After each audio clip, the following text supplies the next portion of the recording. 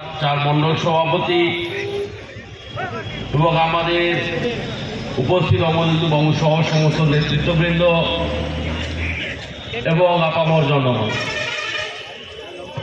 আপনারা সকলে ইতিমধ্যেই অবগত হলেন যে সারা দেশ জুড়ে সর্দার বল্লভভাই প্যাটেলের 150তম জন্মজয়ন্তী গত 31শে অক্টোবর আমরা অত্যন্ত গর্বের সাথে পালন করেছি এবং তার রেস ধরে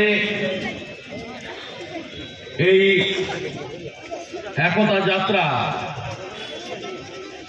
সমগ্র দেশে, পশ্চিমবঙ্গে এবং কাঁথি লোকসভার বিভিন্ন জায়গায় আয়োজিত হচ্ছে।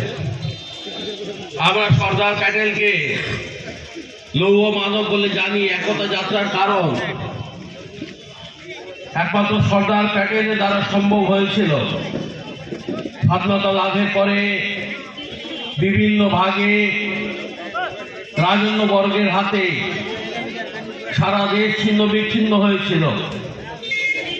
হায়দ্রাবাদ নিজামের নেতৃত্বে, এছাড়া আরো বিভিন্ন জায়গা ভারতবর্ষে তারা স্বাধীনতা ঘোষণা করছিল।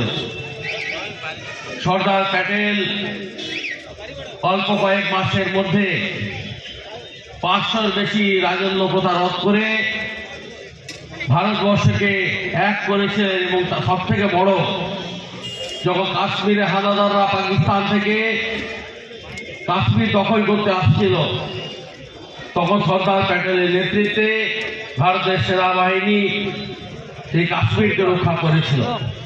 তিনি যদি আর হয়তো 2-4 দিন সময় পেতেন, আজকে পুরো কাশ্মীর ভারতবর্ষের অঙ্গ থাকতো। এটা আমাদের দুর্ভাগ্য। যাই হোক, আজকে পশ্চিমবঙ্গের পরিপ্রেক্ষিতে আমরা বলি, আজ একতা যাত্রা পশ্চিমবঙ্গে অনেক বেশি করে